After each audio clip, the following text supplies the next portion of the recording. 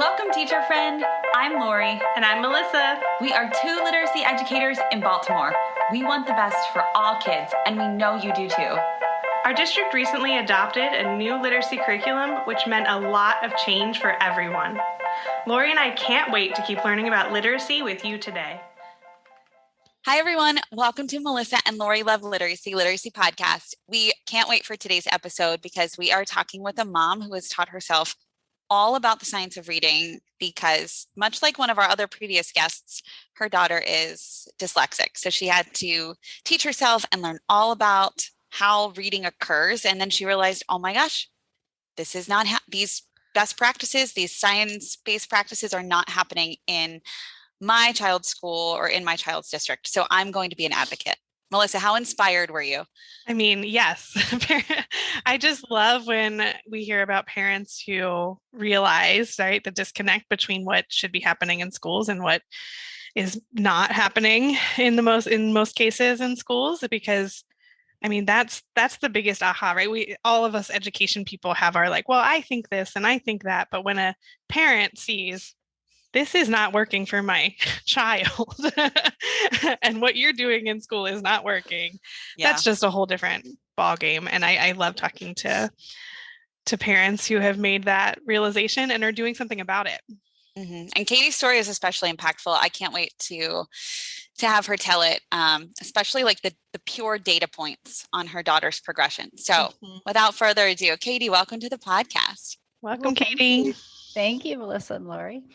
So I am Katie. I'm the mother of three kids. I have a 9-year-old, a 7-year-old, and a 6-year-old. And I, in my other life, when I'm not homeschooling, I'm doing pediatric anesthesia. So I'm a pediatric nurse anesthetist. So that's what I do a couple days a week. And the other days I'm homeschooling my three kids, which I guess I'll get to the reasons why I'm homeschooling. Yes.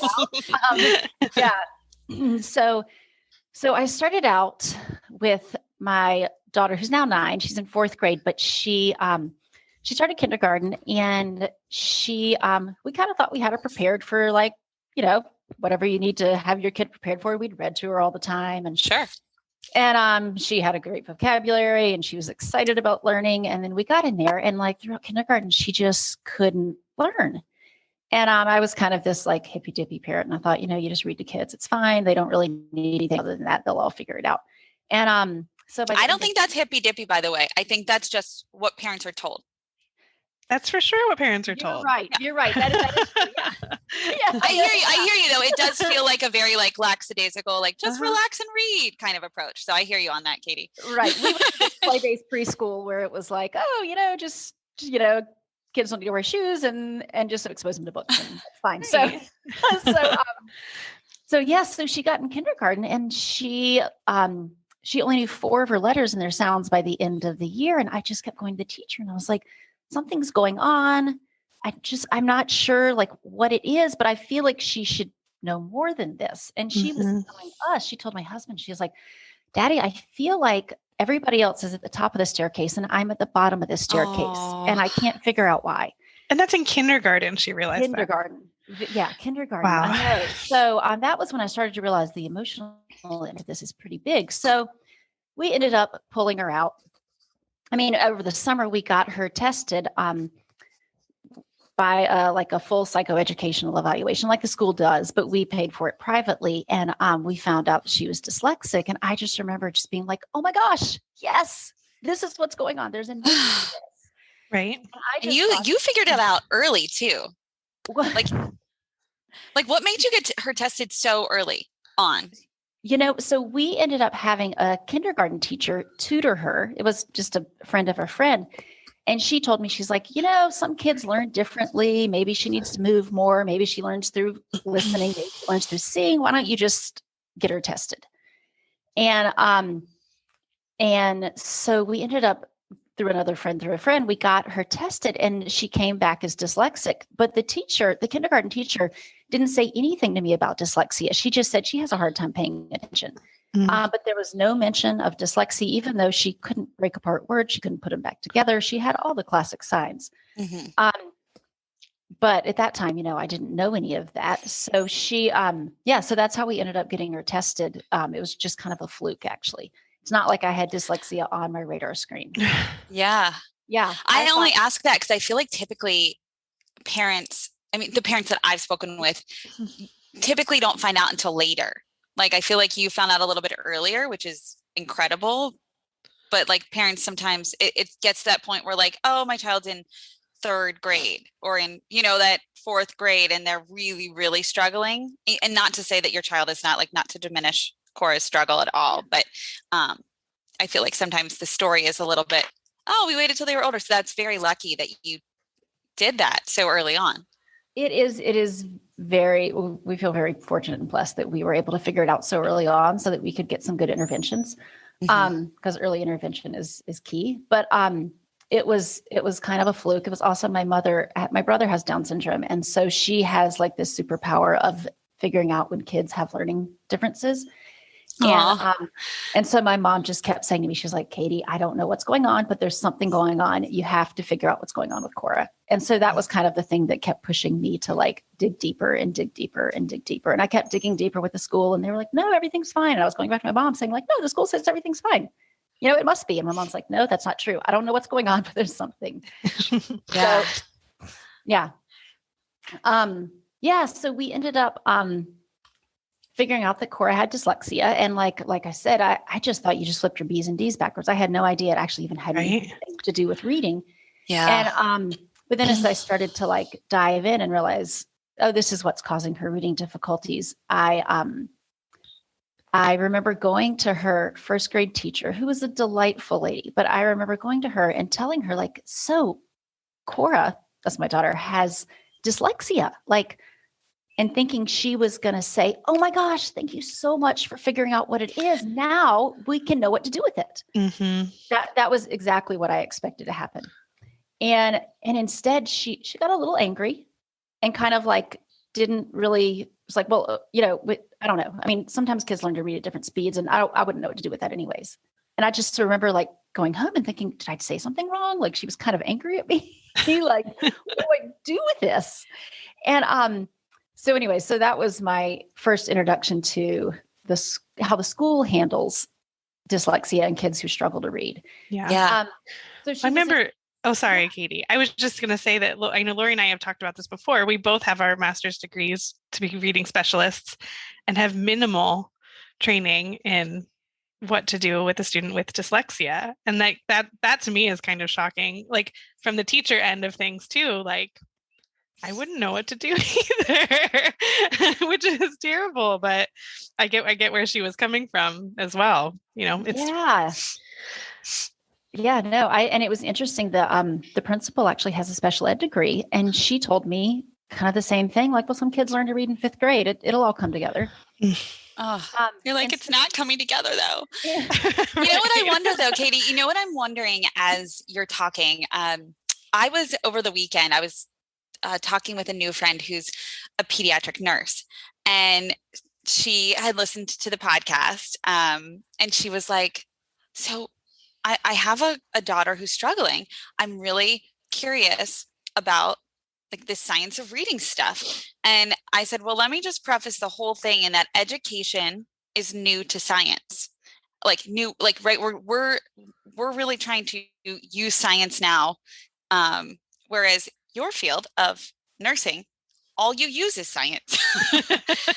And she just like, she couldn't, like, I was, trying to explain it to her, like, words have letters and letters have sounds, and we want to use sounds and not use picture cues. And she's like, I just don't understand, because what you're saying kind of feels like it makes like a lot of sense. And I'm like, kind of like, duh, obviously you would sound out words, like, but so I wonder, Katie, if like your instinct in the medical profession had an impact. Like, did you ever think about that or make that connection? Like your field is so science-based, it has to be.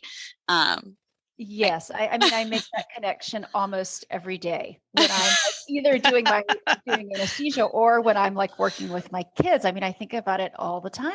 Like I had this kid the other day who had severe mitral valve stenosis. So I do mostly pediatric cardiac. anesthesia, and he had severe mitral valve stenosis. It's a valve in your heart. And I hadn't taken care of a kid with severe mitral valve stenosis in a while. So the night before I went into work, I get on and I do a Google search and I do a research, a lit review of what's the pathophysiology of mitral valve stenosis. And then once I read that up, I went and I looked at the anesthesia implications and figured out, what do I need to do in order to take care of this kid so he does okay under anesthesia with me and he can come out on the other side. And then I think about the parallel with that in school, if you end up having a child with dyslexia, from the medical standpoint, you would go in and you would look up dyslexia, you would figure out the pathophysiology of dyslexia, you'd figure out what it is, and then you would go in and you would look at interventions and figure out what interventions do I need to do in order to support this child to learn. Just like I'm doing, what interventions do I need to do with my anesthesia and the drugs I'm giving and everything to make sure that this child is supported under surgery. Yep. And so I think about those parallels all the time. And I mean, yeah. One of the things I think that, obviously that emotional impact sticks out to me from what you're saying. But it sticks out to me so much because you're mentioning it in 5-year-old Cora, who is excited about school. But we also recently interviewed a 62-year-old man who had just learned how to read in the past year where we interviewed him.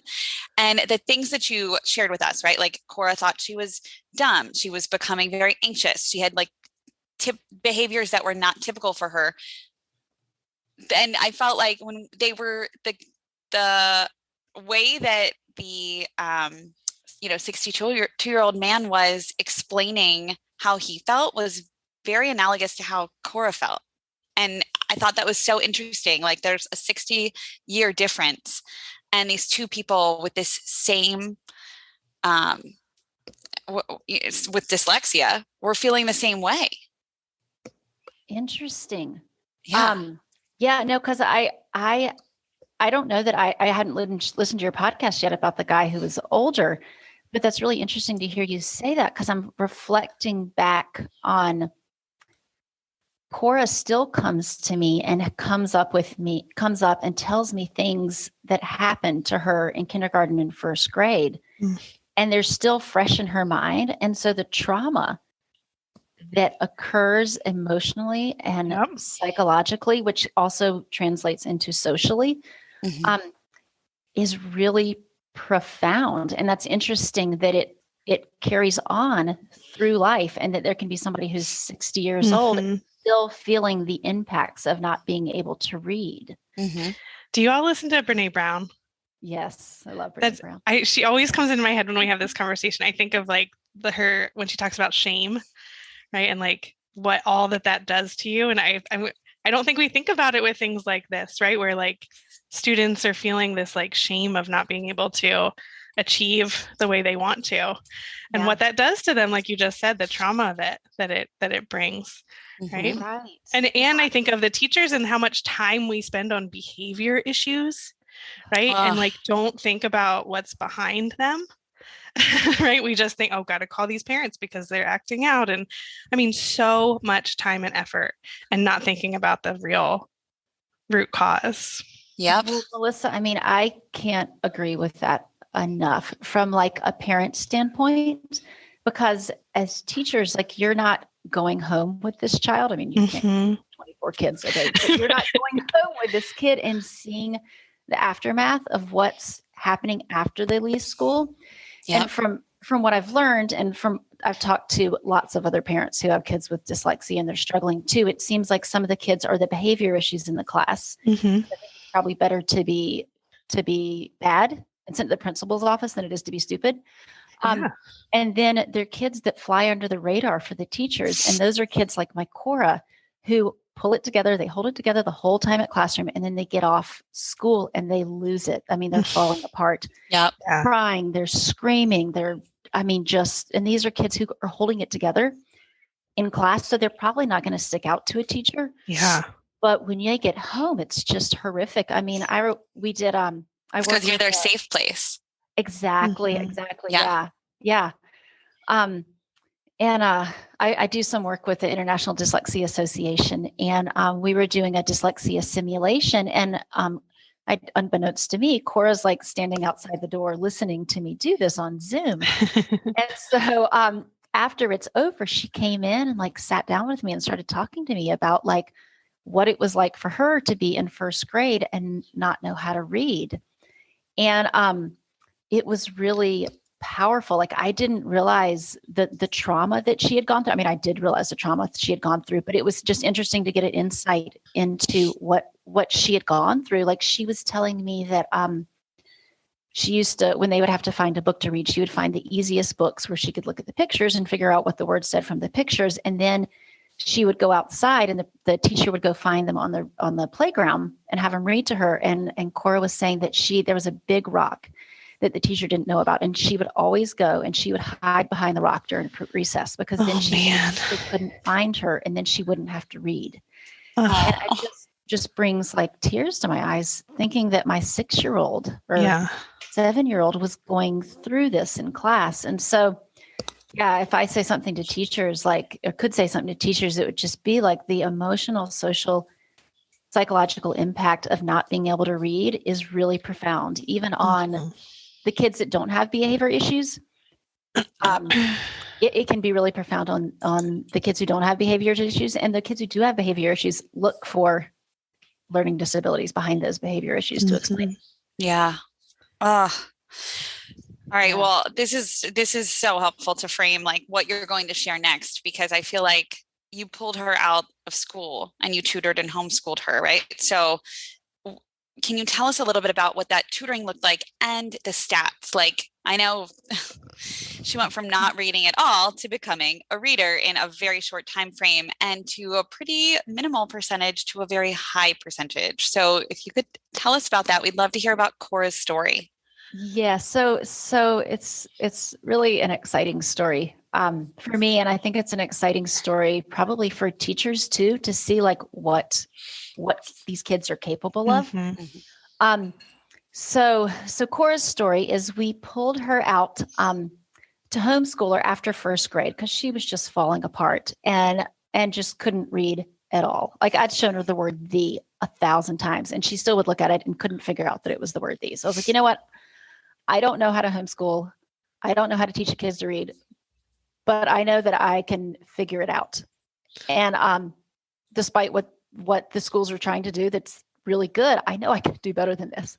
Yeah. So we pulled her out and homeschooled her, and just by luck or blessing or something, we ended up finding a Orton Gillingham tutor. It's a lady who's phenomenal. She's the president of the International Dyslexia Association, the LA branch, Los Angeles branch. And she uses structured literacy to teach kids to read.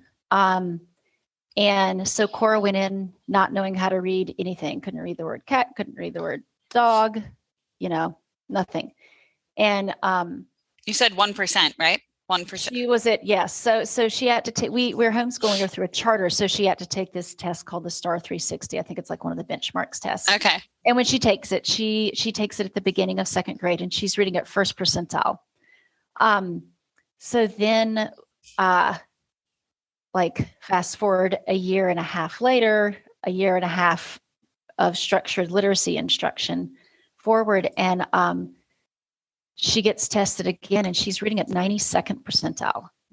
Wow. So she's comprehending at the level of an 8th grader, and this is in 3rd grade. And that's amazing. Just with high quality reading instruction. Yeah, it's incredible. Yeah. Another thing we didn't mention is my son is dyslexic. So he's 7, but he started with the same tutor doing Orton Gillingham structured literacy reading instruction. And he went from not reading at all to reading at a 4th grade level in 1 year. And wow. He's dyslexic with ADHD. But if you get the kids the supports they need and give them high quality reading instruction, these kids are going to learn how to read. Mm-hmm. Katie, did you see a change? Like, you said she was coming home and having meltdowns and all of that, but, behavior, and you saw the trauma in her. Did you see a change in her holistically? Absolutely, Melissa. Yeah, we saw a huge change in her. She, like, before she went to kindergarten, she was just this child who was just full of joy. Like, if I could use any word to describe it, would be joyful, super joyful. And then for 2 years there, kindergarten, first grade, she was a disaster. And then once we got her back into a homeschool environment, she realized she could read. She realized she was capable of it, and she stopped comparing herself to everybody else in the room, and she started getting instruction that worked for her. She went back to being that joyful child. Yeah. The only thing that was a struggle is she still had some, like, trauma. Almost sounds like a strong word, but I don't think it is too strong of a word or too dramatic of a word, because she went from sorry, lost my train of thought there. She had this like leftover trauma from having been in a place where she couldn't read and she could see everybody else reading. Yeah. So we actually ended up having to put her with a therapist, which if you had ever told me I was going to put my 7-year-old with a therapist, I would have told you I was crazy. No, like, do that. And then I realized, no, that's actually not true. So we ended up doing like a year of therapy with her just to kind of overcome the emotional and like educational trauma. And and it's interesting. She took about a year off from therapy, and she's just started back in a schooling environment, like 2 days a week now. We're still homeschooling her, but 2 days a week she's in a schooling environment, and we ended up putting her in therapy for a month prior to that, just to kind of help her to prepare her for, like, you were in an environment where you weren't supported and you felt awful about yourself, and you're going into an environment and you're a new person and you can read and you're going to do great. But it's interesting that, like, we had to end up putting her back into therapy just to kind of deal with the trauma that went on from not being able to read. Yeah. We're big therapy fans. We feel, I mean, Melissa and I just think it's so helpful for kids and, I mean, adults alike, but kids especially, to have someone who's not a parent to talk to and to help them think through stuff. Yeah. Well, and I think too, like, when you said like trauma, I don't know if this is trauma, but it is, right? I mean, if you think about this, trauma. Like 5-6-year-old who is hiding from her teacher every day on recess instead of being able to just enjoy recess because she's so anxious and nervous about having to read. I mean, that is just, oh my gosh, that would have broken my heart. Like, had my child come to me and been like, I was hiding behind a rock. Like, I can't even imagine how you felt. Every day, every it's day. Not like it was a one-time thing. It's like, that's stress for a child. And it's interesting. It's also stress for a parent. Like, I mean, I haven't been through therapy for it, but maybe I could. I used to volunteer in the class. It was like 40 minutes a week, but I went in and there was a time where they did a thing where they would read aloud to a partner. And I'm in this small group and there's like 6 kids and they're reading aloud to the partner. And I am just so upset inside because I'm like, Cora can't read. Why would you have her read to a partner when she can't read? That's so embarrassing. And there's so much shame in that. And the interesting thing, and this might be interesting for teachers to hear too, is I was like, my jaw was on the floor listening to Cora read. The teacher had read the book before to the class. Cora had memorized the entire book. Mm-hmm. And when she went to read it to her classmate, she read it fine. And I was so confused. So I brought the book home and had her read it to me. And she did the same thing. She read it fine, but I was looking, her eyes weren't on the words. They were on the other page. She had just memorized the book. So kids, I think the shame is so profound and the desire to read is so strong that these kids come with these amazing compensatory strategies. Yep. Yes. Yeah. Yeah. That reminds me of the Emily Hanford podcast. Remember? Yeah. The girl, the little girl memorized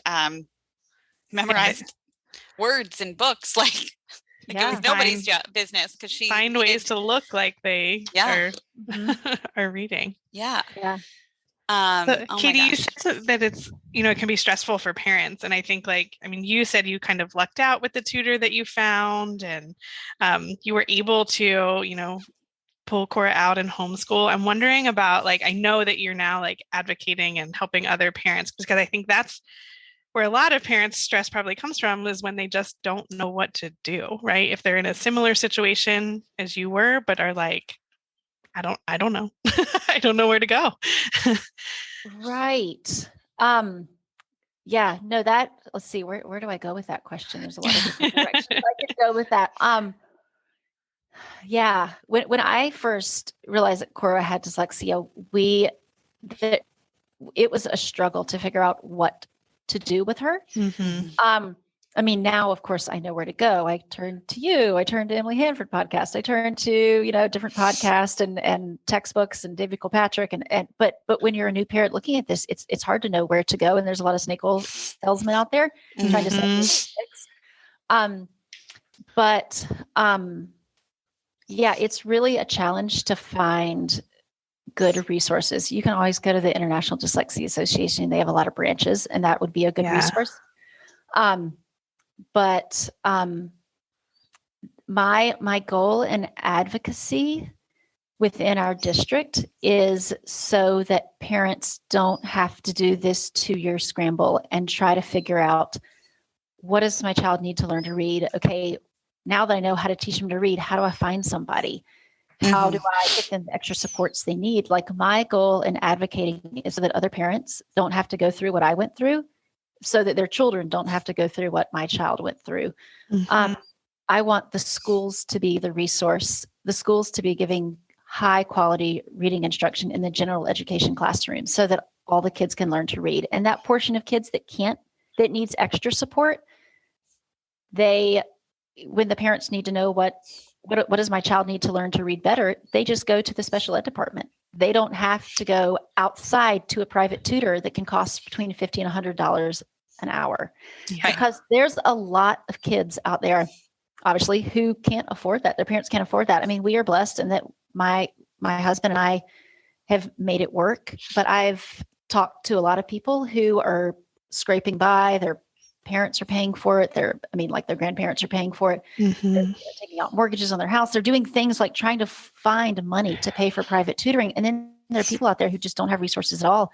Yeah. And those kids end up being the kids who end up having really poor outcomes. So that was a long and kind of winding answer to your question, but that's my goal in advocacy, is so that the schools are the places that you turn to when your child is struggling. Yeah. To read. So you really became like a little local expert in your town, and parents started coming to you saying, my kid can't read, they can't figure out their sounds, the teachers are saying everything is fine, but this doesn't make sense to me, and what I'm seeing doesn't line up with what the school is saying. And then they would get that private assessment, they'd be coded as dyslexia, and then the school wouldn't give appropriate interventions. So then they're coming to you saying, well, what do I do? You've done this, what advice do you give them? And I think that, like, there's also that question of like, what resources are available within the community, which we kind of touched on a bit. But I'm curious, like, what do you share with parents who ask you that? Like, what do we do now? Yeah. So it's interesting. I've had this conversation so many times over the last 2 years that I've refined it. So I'm able to steer them in the right direction now before. But I had this conversation last Tuesday with a mom whose child is in 5th grade. And I got on the phone with her and she goes, I'm sorry. She goes, I'm going to try to hold myself together, but I may start crying. It's been a really bad week. And so her child's been crying the whole way through class. I mean, behavior issues, just the whole thing, because he's in 5th grade and can't read. And she's like, what do I do? So,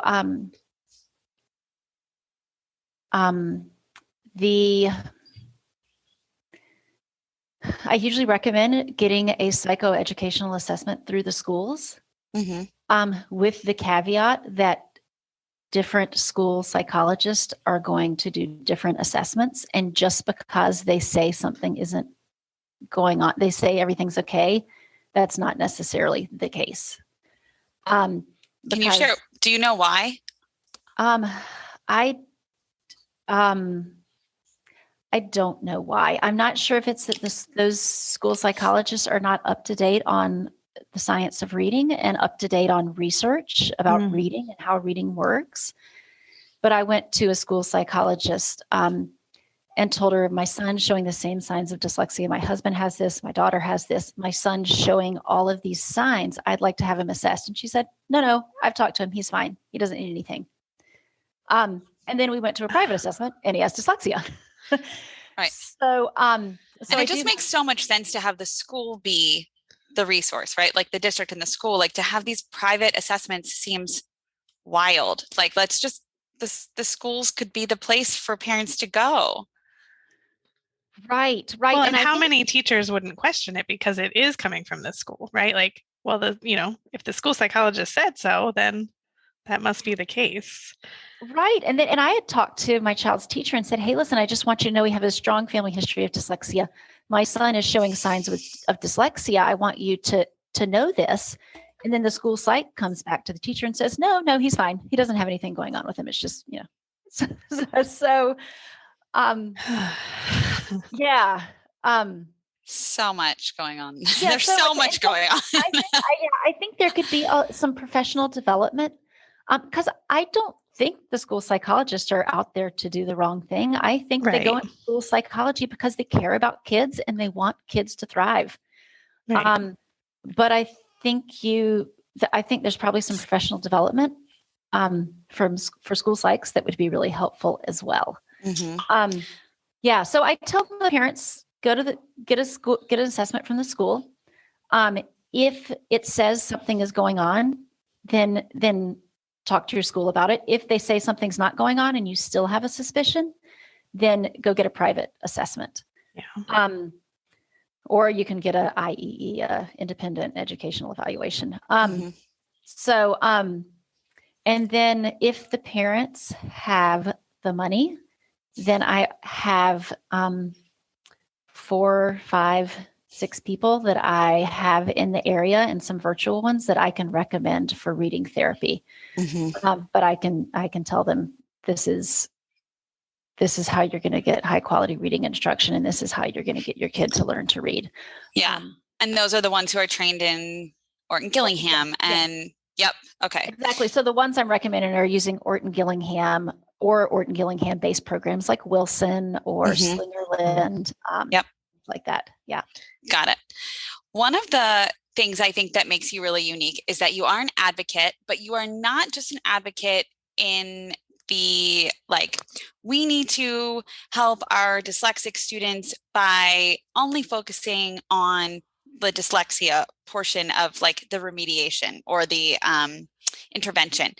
You also mentioned that in our pre-call that you're really passionate about the knowledge building and the vocabulary and that whole portion of the reading rope. And also we were very impressed when we were talking about the reading rope and you're like, I know the reading rope. So you've clearly done a lot of reading and, have an understanding of it. But I think that we used this term that Wexler used this term, parents are the sleeping giants, and in our podcast with her. And I wanted to hear your take on that and how you are working in your district to really help balance those pieces, right? How you're going to support this, this word recognition, this systematic approach, this structured literacy approach, but then also using what you know about knowledge building and vocabulary to not ignore that, especially in those primary grades as students are learning to read. Yeah.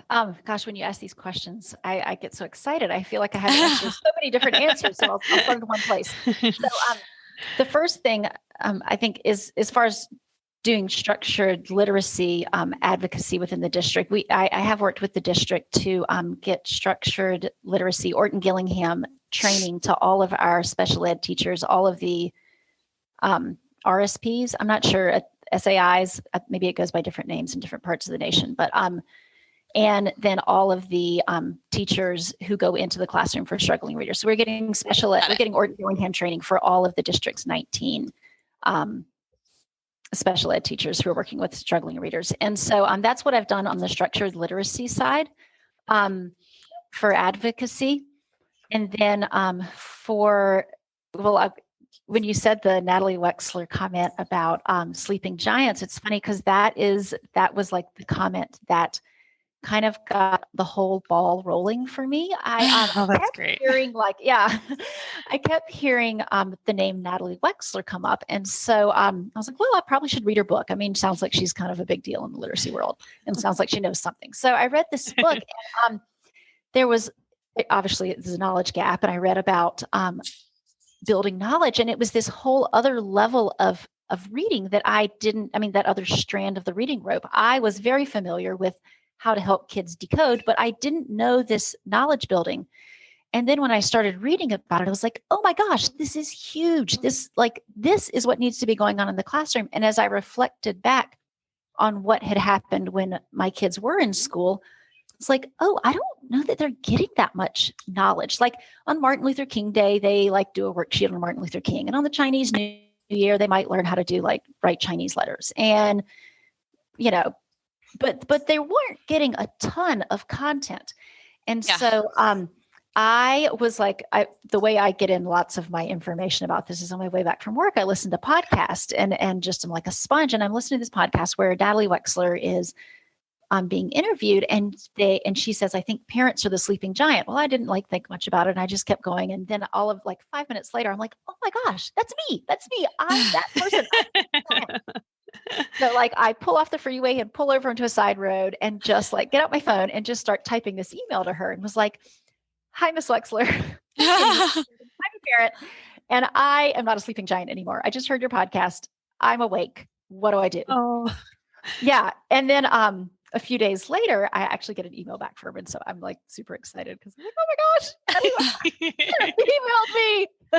I was really, really excited about that. But so she kind of put me in different contact with people. And I ended up talking with some people at with Barbara Davison at the Knowledge Campaign Matters. And really kind of started to understand and absorb the impact of knowledge building on kids. And then also to kind of dovetail into that is now I'm homeschooling my child, and in the homeschooling world, there's not, as far as I'm familiar, people don't buy balanced literacy curriculums. Mm-hmm. They buy content curricula. They buy right. Content curricula, and they buy curricula that teach structured literacy. And so until I started reading Natalie Wexler's information or stuff about knowledge building, I didn't realize how important the role of knowledge building was. And I didn't realize how it was absent in what I had been seeing in the public schools and how it was really present in what I was now doing with Cora. We have this history curriculum, it's history through literature, and we just read really high quality texts. We spend 2 or 3 weeks covering topics. We do really deep dives into them. Like my daughter, we were studying 18th century England, and she got really into English fashion. So I know. So I found this great fashion historian. And we ended up doing 2 or 3 weeks about European fashion and what that said about social hierarchy and what it said about, it was really a powerful study, even though it sounds like some kind of silly we're seeing fashion, but it was really an interesting window into it. And it was also something that really absorbed her, and she just loved it. And so we really pulled a lot of contact. We ended up doing writing about it, and we found some, so it was really interesting to see that level of content and then reflect back and see how that isn't present in what is going on, at least in the schools that we had been in. Yeah. And I'm thinking about that topic, even though it's so specific, that there are probably a lot of things that she learned along that way that are transferable, things she'll see again in other readings about history, about, like you said, power hierarchy and things that really will transfer and become her, those balls of knowledge that other balls of knowledge will stick to. Right. It's interesting. We did, with COVID last year, we homeschooled all 3. And we did for Black History Month, I had gotten a book called Black Heroes. And my kids were obsessed with it. So every morning at breakfast, we would read, about one Black hero, whether we're reading about Arthur Ashe or trying to think, Hatshepsut, the Egyptian pharaoh, or, Harriet Tubman. And the kids loved it. So we did Black history for 4 months. We ended up getting some books on Harriet Tubman. We got one on the Underground Railroad, got one on the civil rights. And then we were also studying geography. So we're studying all about, the different states, and we moved to the South. And then we were reading books about the civil rights movement while we're studying Alabama and Mississippi and Georgia. And it really just tied well together. It was really amazing. You can see the kids pulling different pieces of information from different things they're learning. And so it's really cool to do these deep dives into content. Like in science, we did this I don't actually know exactly how I ended up doing a study on fungus, but we got really for like, I don't know, a month. I mean, we did a deep, deep dive into fungus.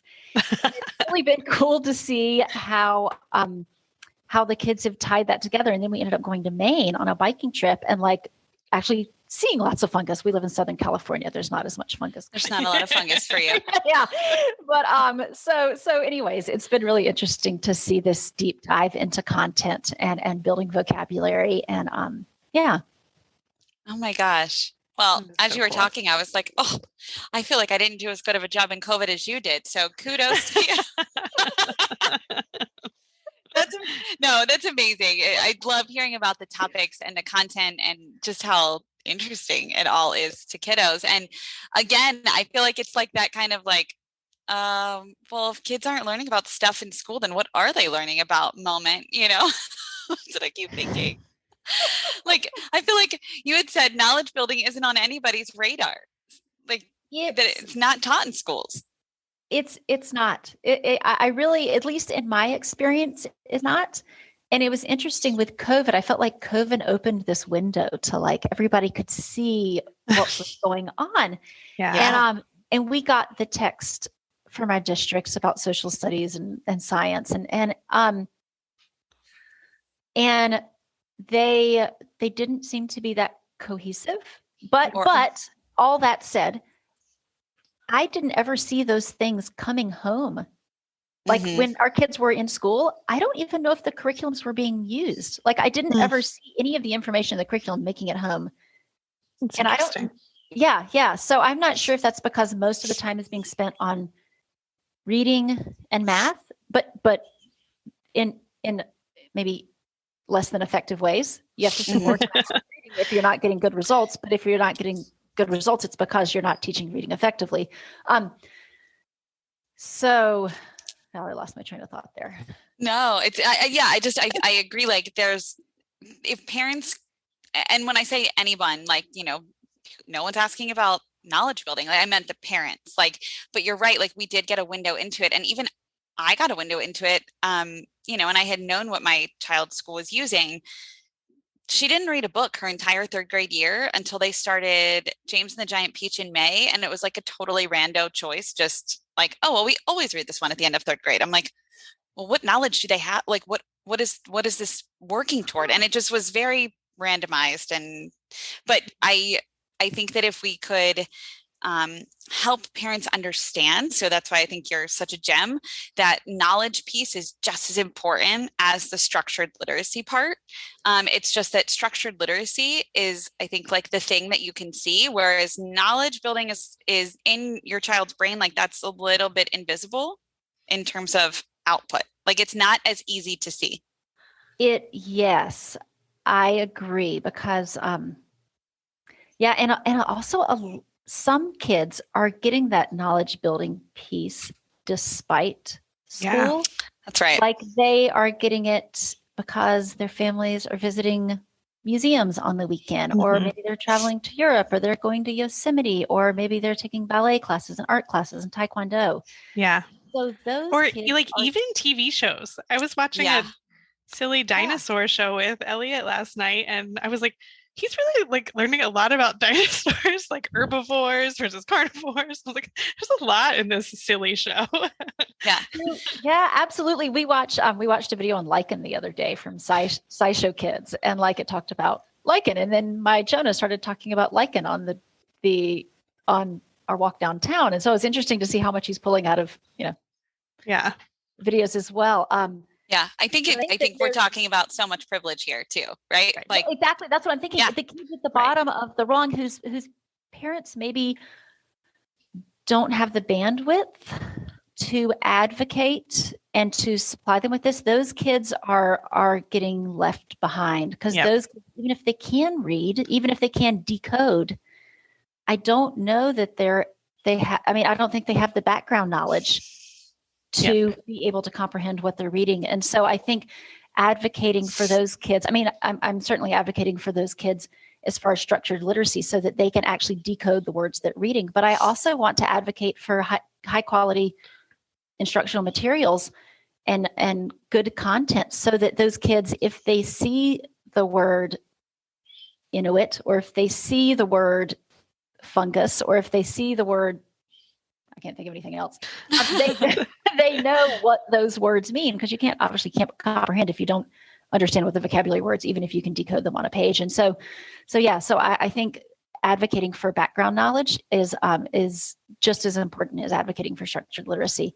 Mm-hmm. Yep. Yeah. And this reminds me of a difficult battle, but. Oh yeah. I was just going to say, it reminds me of the podcast we just did with Nell Duke, who said, like, and these two things should be happening, right, at the same time. It's not often it's like we focus on one or we focus on the other, or if it's not a problem, we don't focus on one or the other, but like both of those need to be happening really before school starts, honestly, but especially from their youngest years in school. Right. I mean, I think too about medicine, like I always go back to medicine, and like, I think, what if I didn't know about how to take care of my kids under anesthesia?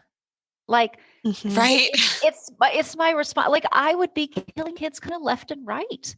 Like, you have to know how to do effective interventions, whether you're doing medicine or whether you're teaching kids to read. They both involve science. And it's just this, that's one of the things when I first got into advocacy, I was just befuddled.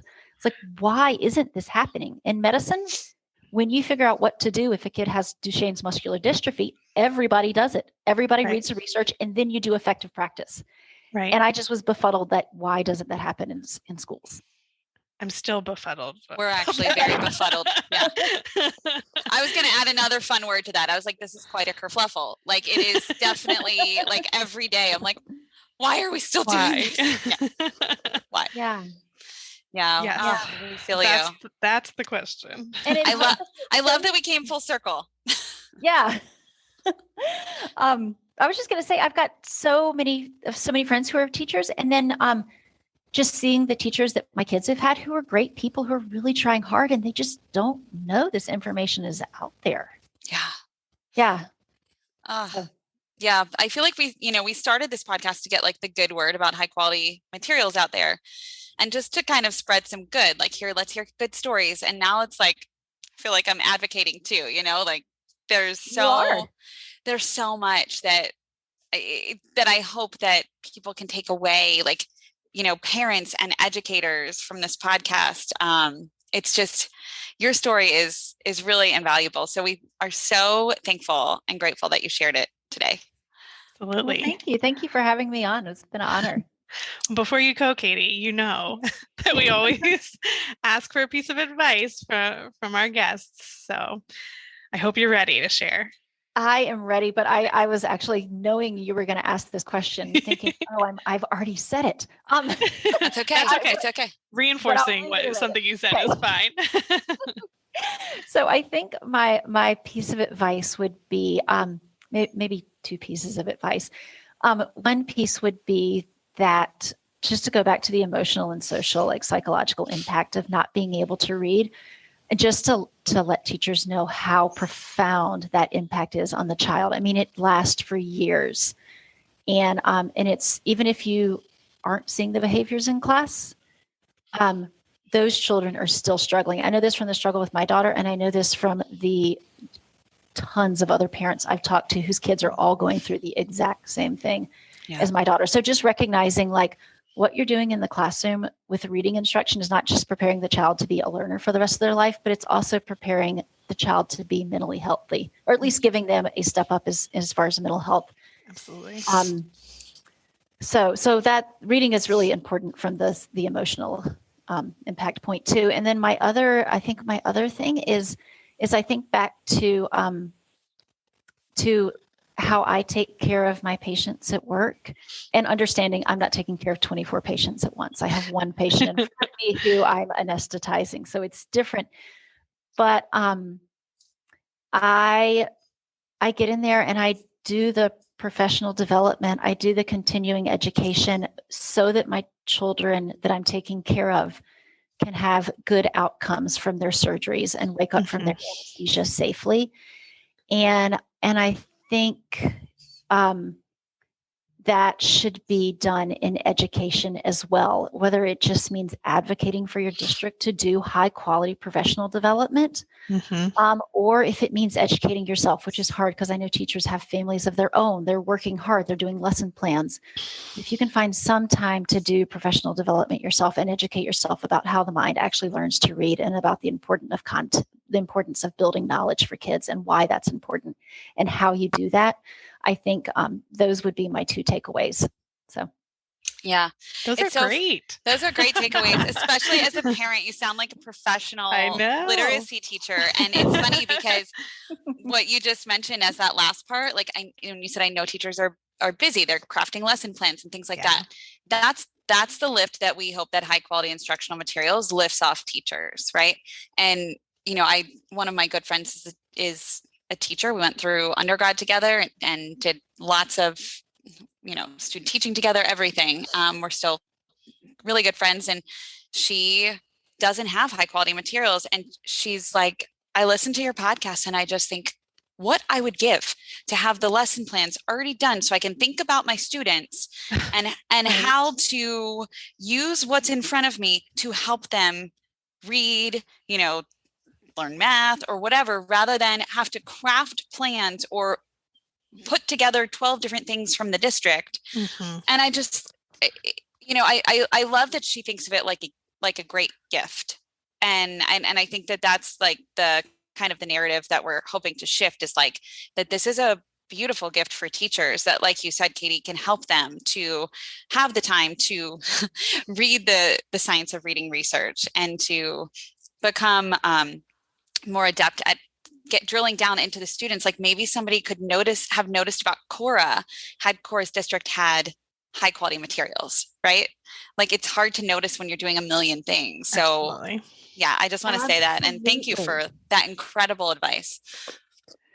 Yeah, well, thank you both. It was great to talk to you, Katie. Thank you so much. You also, Melissa and Lori. Thank you so much for having me on. Thank you. All right, we'll talk to you soon, Katie. Okay, sounds good. Goodbye. Bye. Thank you so much for listening, literacy lovers. Be sure to visit our website to subscribe to our newsletter and podcast. It's literacypodcast.com. Yep. And don't forget to follow us on Instagram, Twitter, and Facebook. Most of them are at Literacy Podcast. Yes. And please, please, please reach out to us. Melissa, what's our email address? Melissa and Lori at literacypodcast.com is our email address. And we love getting emails from you all. And Lori and I really read them. Yeah, we really respond. It's fun.